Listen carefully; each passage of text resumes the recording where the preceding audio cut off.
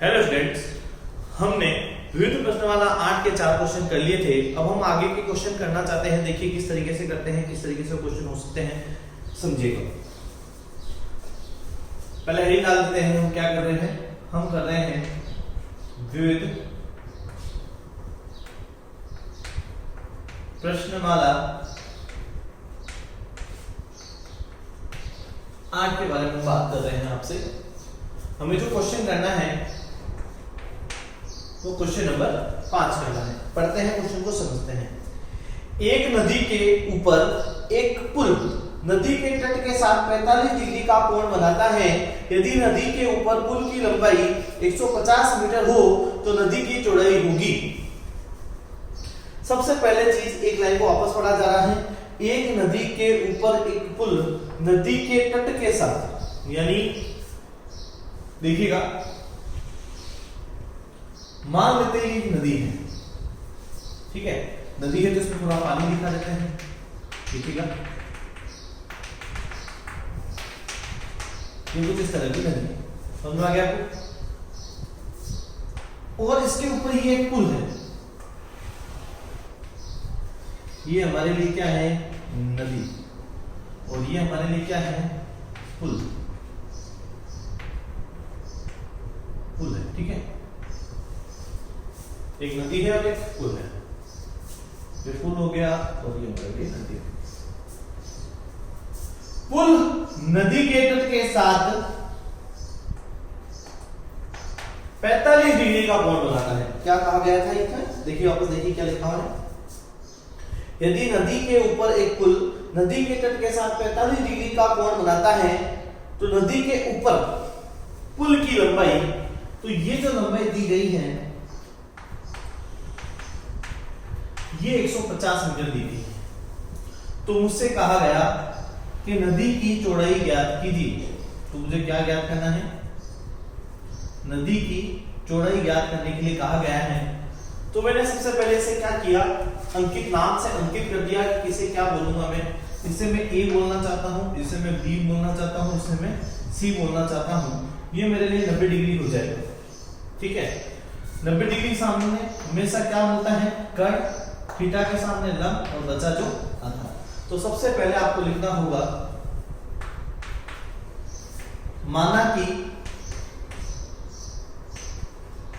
कि नदी की चौड़ाई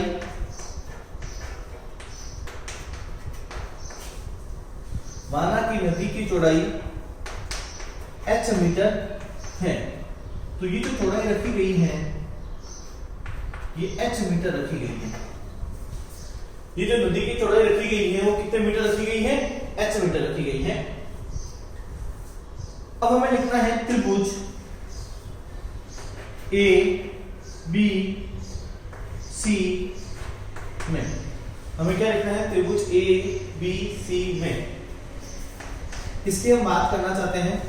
देखिए हमें पता है कि लंब बटा कर्ण किसके बराबर होता है, साइन थीटा के। तो जो इसमें लंब है वो BC है, जो कर्ण है वो AC है, बराबर थीटा का जो मान है वो 45 डिग्री अंकित किया गया है। BC की जो लंबाई है वो h मीटर है, AC की जो लंबाई है वो 150 मीटर है, बराबर साइन जो 45 का मान होता है वो 1/√2 होता है। साइन 45 की जो वैल्यू होती है वो कितनी होती है, 1/√2 होती है। वज्र गुणा करने पर, वज्र गुणा करेंगे तो यहाँ आएगा √2h बराबर 150 मिलने वाला है। तो जो आपको h की यहाँ वैल्यू मिलने वाली है वो मिलने वाली है 150/√2, ये मिलने वाला है। अगले स्टेप में आपको परिमेयकरण करना है। देखिए अगले स्टेप में आपको क्या करना है, परिमेयकरण करना है। यानी 150/√2 है, इसका परिमेयकरण करने के लिए √2 से गुणा, √2 से क्या देना पड़ेगा, भाग। √2 से आपको करना है गुणा और √2 से क्या देना है, भाग देना है। देखिएगा तो h बराबर बचने वाला है 150√2/2, ये बचने वाला है। अब आप इसे कट कर सकते हैं। जैसे इसे आप काटते हैं तो आपको मिलेगा 75√2 मीटर। आप रूट 2 की वैल्यू पुट करके आंसर निकाल सकते हैं, 1.414 होती है, या आप इतना भी आंसर निकाल सकते हैं। अभी ऑप्शन में इतना ही है तो हम इतना ही हल करने वाले हैं। वीडियो पॉज कीजिए, नोट डाउन कीजिए।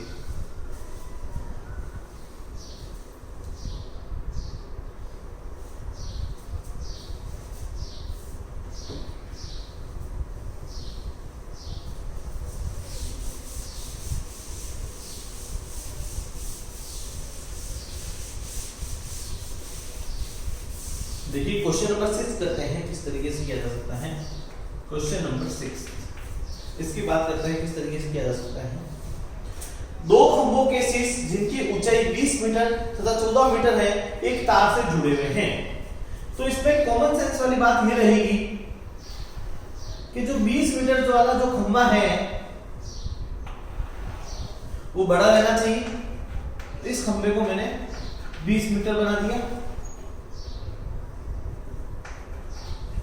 और इस खंभे को मैंने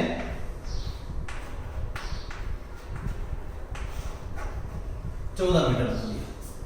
ठीक है, एक तार से जुड़े हुए हैं, इस तरीके से जुड़े हुए हैं तार से। ठीक है, क्या कह रहे हैं, आगे बढ़ते हैं। यदि तार क्षैतिज रेखा के साथ 30 डिग्री का कोण बनाता है, ये क्षैतिज रेखा हो जाएगी, इसके साथ जो कोण बनाया जा रहा है वो 30 डिग्री का बनाया जा रहा है।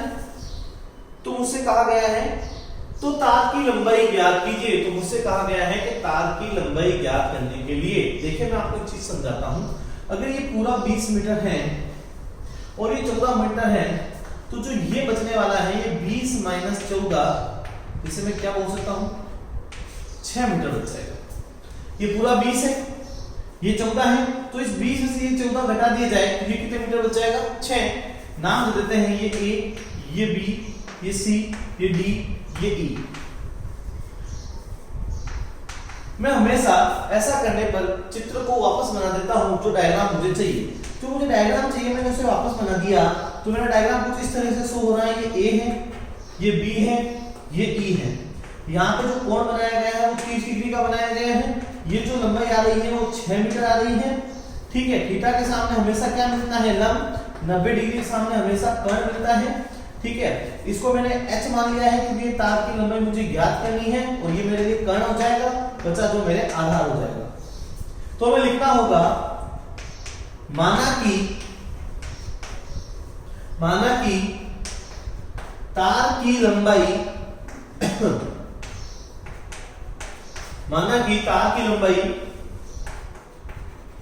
h मीटर है।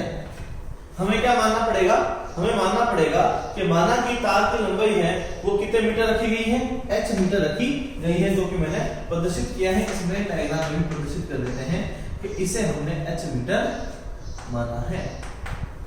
ठीक है, ये h मीटर है। और हमें लिखना है त्रिभुज ABE में हमें क्या लगाना है, लंब बटा कर्ण, जो किसके बराबर होता है, साइन थीटा के। लंब का मान 6 है, कर्ण का मान यहाँ h है, यहां आ जाएगा साइन, जो थीटा की वैल्यू रखी गई है वो कितनी रखी गई है, 30 डिग्री। ठीक है, तो यहां आएगा 6 बटा h। साइन 30 का जो मान होता है वो 1 बटा 2 के बराबर होता है। वज्र गुणा करने पर, जैसे ही वज्र गुणा करते हैं h बराबर मुझे 12 मीटर मिलना चाहिए। तो ये h बराबर मेरे पास कितने मीटर आ गया है, 12 मीटर आ चुका है। तो हम लिखेंगे, यहां लिखता हूं, अतः तार की लंबाई 12 मीटर होगी और यही मेरा आंसर है। और इसे मैं हमेशा ब्रैकेट में क्लोज कर देता हूं, जिससे कि एग्जामिनर के इसी के ऊपर फोकस जाए, इसी के ऊपर ध्यान जाए कि जो अपना आंसर आया है वो 12 मीटर आया है। वीडियो पॉज कीजिए, अच्छे से नोट डाउन कीजिए। कोई भी चीज नहीं समझ में आए तो उसे कमेंट में जरूर पूछिएगा। नोट डाउन कीजिए।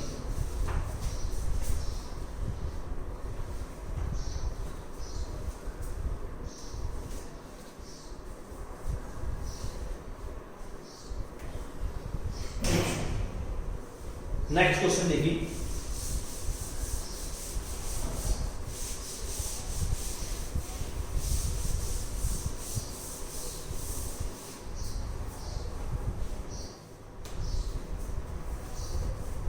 Question number 8, sorry question number 7 भी मेरा बाकी है, पहले क्वेश्चन नंबर 7 कर लेते हैं। यदि किसी मीनार के आधार से, सबसे पहले मैंने एक मीनार बना दी और उसका एक आधार बना दिया, ए तथा बी, जहां ए ग्रेटर देन बी है, पहले मुझे बता दिया गया है कि ए का मान बी से बड़ा है, यानी अगर मैं यहाँ पे ए बिंदु ले रहा हूं, सपोज ये है जिसे मैंने ए नाम दिया है, तो जो मेरा बी आएगा वो मेरा यही आएगा बी बिंदु का। उसने बोल दिया है कि ए की दूरी पी से क्या है, ज्यादा है, तो ए को मैंने ज्यादा बना दिया है, बी को मैंने कम बना दिया है। आगे देखते हैं, उसी सरल रेखा में स्थित दो बिंदुओं से मीनार के शिखर के उन्नयन कोण क्रमशः 30 डिग्री व 60 डिग्री हो तो मीनार की ऊंचाई ज्ञात कीजिए। तो ये कह रहा है कि ये वाला जो कोण है वो 60 डिग्री है, और जो ये कोण है, देखिएगा ये कोण है वो 30 डिग्री है, और ये जो कोण है वो 60 डिग्री है। आप जितना पास में जाते हैं उतना कोण छोटा बनता है, सॉरी बड़ा बनता है। जैसे अपन जाएंगे, अपन जितना पास में चलते जाएंगे उतना कोण अपने क्या बनता जाएगा, बड़ा बनता जाएगा। जैसे आप पास में आते रहिए, यहाँ 30 है या 45 है, तो जैसे जैसे आप पास आते जाएंगे आपको ज्यादा देखना पड़ेगा, तो कोण क्या होगा, बड़ा होगा। जैसा आप दूर जाएंगे कोण क्या होता चला जाता है, छोटा होता चला जाता है। एक समय ऐसा आता है कि पूरा कितने डिग्री हो जाता है, 0 डिग्री आ जाता है, इसका मतलब आप देख नहीं पाते हैं। तो ये हमारा 30 डिग्री रहने वाला है, ये हमारा कितने डिग्री रहने वाला है, 60 डिग्री रहने वाला है। जैसे आप ऑब्जेक्ट के पास जाएंगे, वस्तु के पास जाएंगे, तो आपका कोण बड़ा होगा, ये चीज आप हमेशा याद रखिएगा। कोण बड़ा होगा जैसे आप पास जाएंगे, और जैसे आप दूर जा रहे हैं तो कोण छोटा होगा। और अपने क्वेश्चन की भाषा देखें तो उसने बोला है 30 और 60 है, तो पहले कौन सा बिंदु है, ए बिंदु है, तो वहां 30 डिग्री रहेगा। दूसरा क्या है, 60, तो वहां ये रहेगा। आगे देखते हैं क्या बोल रहा है, तो मीनार की ऊंचाई ज्ञात कीजिए। तो उसने कहा है कि आप तो मीनार की ऊंचाई ज्ञात कीजिए। तो मैंने मान लिया कि मानना कि मीनार की ऊंचाई कितनी है, h, माना कि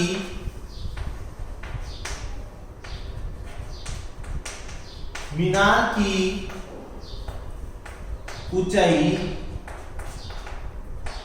h मीटर है।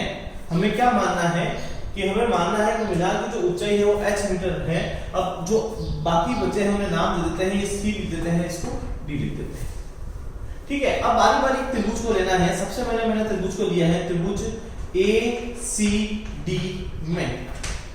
त्रिभुज ACD में मैं हमेशा एक नया डायग्राम बना देता हूं जिससे मुझे समझने में आसानी हो। ये मेरे लिए D रहेगा, ये मेरे लिए C रहेगा, ये मेरे लिए A रहेगा। यहाँ जो एंगल है वो 30 डिग्री का है। ये जो दूरी रखी गई है वो A रखी गई है, और जो ऊंचाई मानी गई थी वो h मानी गई थी। अब मैंने लिख दिया लंब बटा आधार बराबर होता है tan थीटा के। तो लंब कौन है इसमें, अगर इसमें लंब देखा जाए तो इसमें CD है, आधार कौन है, AC है, बराबर tan थीटा की वैल्यू है वो 30 डिग्री है, जो CD की वैल्यू है वो h है, AC की वैल्यू कितनी है, A है, और tan 30 का मान होता है वो 1/√3 होता है। हमने क्या कर दिया, इसे उल्टा कर दिया, समानुपाती कर दिया। तो मैंने देखा A/h, यानी मैंने दोनों को उल्टा कर दिया है, देखिएगा तो यहाँ आएगा √3/1, और इसे मैंने समीकरण नंबर 1 नाम दिया है। वापस देखिएगा, इसको भी यहाँ से उल्टा किया गया है, उल्टा कर दिया, h/a था तो A/h कर दिया गया है, 1/√3 है तो √3/1 कर दिया गया है। अब बात करते हैं दूसरे डायग्राम। अब हमें एक छोटा त्रिभुज दिख रहा है, वापस वही बात है, मैं तो हमेशा डायग्राम वापस बना लेता हूं। तो मैंने ये लिख दिया C, इसे लिख दिया B, D में। ठीक है, डायग्राम आपके लिए वापस बना दिया है जिससे आपको आसानी से समझ में आ जाए। यहां लिखा गया है D, ठीक है, यहां लिखा गया है C, यहां लिखा गया है आपके लिए B, ये जो दूरी है वो स्मॉल b है। अच्छा, ये जो कोण लिखा गया है वो 60 डिग्री लिखा गया है, ठीक है, और जो ऊंचाई हमने मानी थी वो h मानी थी। इनमें हम कुछ चेंजेस नहीं कर सकते। अब हमें क्या लिखना है, लंब बटा आधार हमारे लिए क्या होगा, tan थीटा होगा। ठीक है, तो लंब का जो मान है वो हमारे लिए यहाँ CD है, आधार का जो मान है वो हमारे लिए BC है और यहाँ आएगा हमारे पास tan sin। तो जो CD की वैल्यू है वो हमारे लिए H है, BC की जो वैल्यू है वो हमारे पास B है और यहाँ आ जाएगा √3। इसे हमने समीकरण नंबर 2 नाम दिया है। अब हम लिखेंगे समीकरण 1 व 2 की तुलना करने पर हमने क्या करना है, समीकरण 1 और समीकरण 2 की तुलना करनी है। इसके RHS देखिए, इसके RHS √3/1 है, इसके RHS भी क्या है, √3/1 है। अगर किसी समीकरण की RHS बराबर होती है तो उनकी LHS भी बराबर होगी। यदि किसी समीकरण की RHS बराबर होती है तो उनकी LHS भी क्या होती है, बराबर होती है। तो ये आ जाएगा A/H बराबर H/B। वज्र गुणा करने पर मिला मुझे h² बराबर AB। तो जो आंसर आया है फाइनली h बराबर वो आएगा रूट में AB। इंपॉर्टेंट मार्क कर दीजिए, एग्जाम में क्वेश्चन आपसे पूछा जा सकता है, वेरी इंपॉर्टेंट है, ढंग से समझिएगा। कोई भी चीज नहीं समझ में आए तो कमेंट में पूछ लीजिएगा। वीडियो पॉज कीजिए, अच्छे से नोट डाउन कीजिए।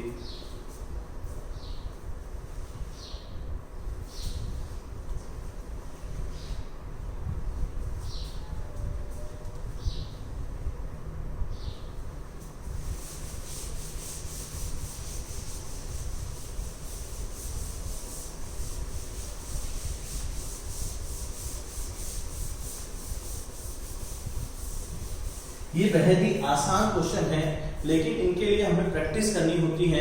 बिना प्रैक्टिस से क्वेश्चन हमें समझ में नहीं आएंगे। मैंने 7 क्वेश्चन आपको रेगुलर करा दिए हैं। अब क्वेश्चन नंबर 8 करवा देता हूं आपको। देखिए क्वेश्चन नंबर 8 में क्या है, आपको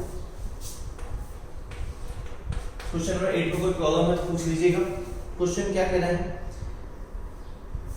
25 मीटर ऊंचे स्तंभ के शीर्ष से एक मीनार के शीर्ष का उन्नयन कोण तथा मीनार के पाद का अवनमन कोण समान हो। यानी इसने कहा है 25 मीटर, ये हमारे लिए बोला गया है 25 मीटर एक ऊंचा स्तंभ है और एक मीनार है, एक क्या है, मीनार है। तो इसका बोला गया है, देखिए वापस सवाल पढ़ते हैं एक बार। 25 मीटर ऊंचे स्तंभ के शीर्ष से, ये रहा शीर्ष से मीनार के शीर्ष का उन्नयन कोण, मीनार के शीर्ष का उन्नयन कोण ये रहेगा। तो ये कितने डिग्री है, मान लेते हैं थीटा डिग्री है। फिर उसने क्या कहा है, आगे बढ़िए, तथा मीनार के पाद का अवनमन कोण, वो मीनार के पाद का अवनमन कोण भी इसने क्या कहा है, समान हो। मतलब अगर ये थीटा है तो ये भी कितना होगा, थीटा हो।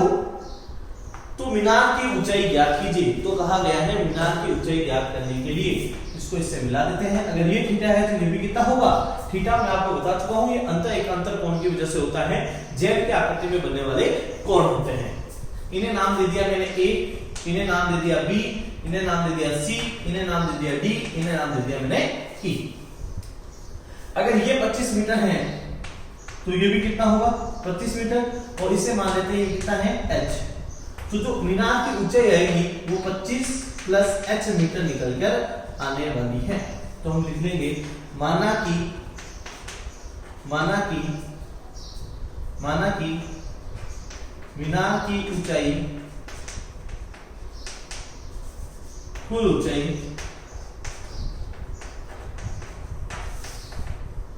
25 प्लस h मीटर है। इसे मानने की जरूरत नहीं है। माना कि कुल ऊंचाई, माना कि ऊंचाई लिख देते हैं, माना कि DE की ऊंचाई कर देते हैं, माना कि DE की ऊंचाई h मीटर है। और अगले लाइन में लिख देंगे मीनार की कुल ऊंचाई, मीनार की कुल ऊंचाई 25 प्लस h मीटर है। ठीक है, 25 प्लस h मीटर है। तो हमें सिर्फ काम में लेना है त्रिभुज। सबसे पहले A B, इसे नाम दिया मैंने C, तो ये आ जाएगा C में। मुझे लिखना है लंब बटा आधार बराबर होता है tan थीटा के। जो लंब का मान है वो 25 है, आधार मेरे पास नहीं है तो इसको क्या मान लिया जाना चाहिए, x मान लेते हैं। x बराबर यहाँ आएगा tan थीटा। ठीक है। तो मैंने यहां से क्या किया, x की वैल्यू निकाल दी, तो x बराबर आएगा 25/10 थीटा। या ऐसा किया जा सकता है कि इसको यहीं छोड़ देते हैं, इसको यहीं छोड़ देते हैं और समीकरण नंबर क्या लगा देते हैं 1। अब ले लेते हैं त्रिभुज AED में हम लिखते हैं लंब बटा आधार बराबर होता है tan थीटा के, जो लंब का मान है वो h है, जो आधार का मान है, अगर ये x है तो ये भी कितना होगा x है, तो ये भी x हो जाएगा, बराबर आ जाएगा tan थीटा के, समीकरण नंबर 2। अब क्या करना है, समीकरण 1 व 2 की तुलना करने पर, इन दोनों की तुलना कर लेते हैं। तुलना करने पर हमें पता चलता है 25/x बराबर होगा h/x के, तो x से x काटा जा सकता है, तो h बराबर जो आएगा वो 25 मीटर आएगा। अब हम मीनार की कुल ऊंचाई निकाल देते हैं, मीनार की कुल ऊंचाई वो हमारे लिए रहेगी 25 + h, यानी यह आएगा 25 + 25, तो जो आंसर निकल के आने वाला है वो 50 मीटर है। ये हमारे लिए क्वेश्चन रहेगा। देखिए इस तरीके से हमारा जो आंसर आने वाला है वो 50 मीटर आने वाला है। वीडियो पॉज कीजिए, अच्छे से नोट डाउन कीजिए, कोई भी प्रॉब्लम हो तो कमेंट में पूछ लीजिएगा।